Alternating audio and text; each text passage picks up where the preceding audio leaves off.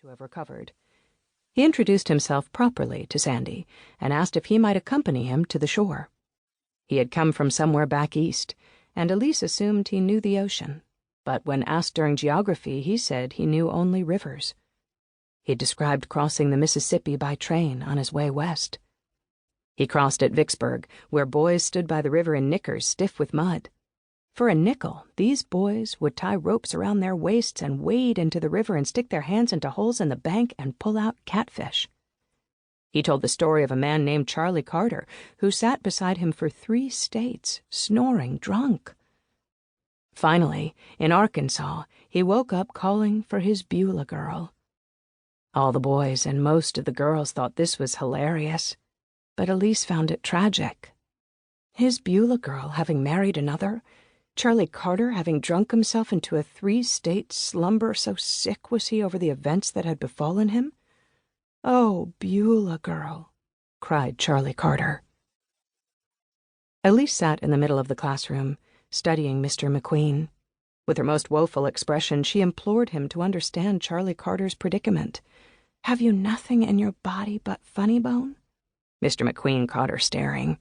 He returned her stare as he talked of the Natchez Trace, which he claimed to be a path of prehistoric animals before Indians found it, and then white men.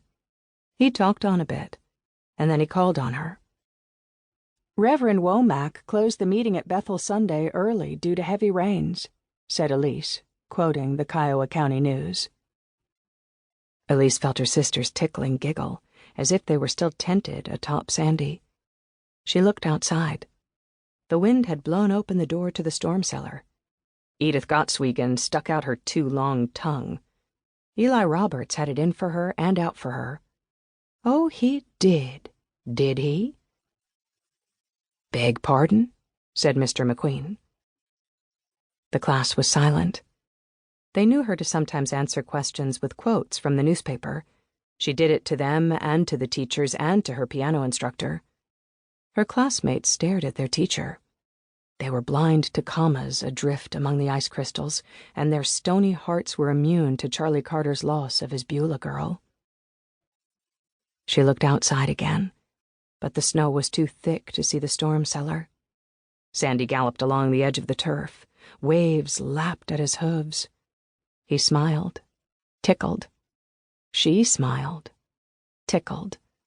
A pelican lit on Sandy, the very spot where Elise had sat clutching her sister the 4 frigid miles to school. "Among the interesting relics owned by Captain James Lowry of Missouri, currently visiting his son in Lone Wolf, is a stout old-fashioned hickory walking cane," said Elise. "The stick was cut and used for some time by Henry Clay, coming from the Clay home in Kentucky." "Elise," whispered Lorena. "That is a long way for a cane to travel." "It must be very stout," said Mr. McQueen, who did not call on her again that day. Mr. McQueen was better at unpinning a blanket than pinning it. The way home was colder as the blanket flapped loose in the wind. Sky appeared in the gaps. Elise did not want to see the sky. Once during recess, she had sneaked into the teacherage, really just a room built onto the back of the schoolhouse with another stove and a bed and a desk. The walls were lined with the Kiowa County News. Insulation from wind that came from 3 states away, as far as Charlie Carter slept on his train ride west. Elise approved of the papered walls of the teacherage. She knew that the news insulated you.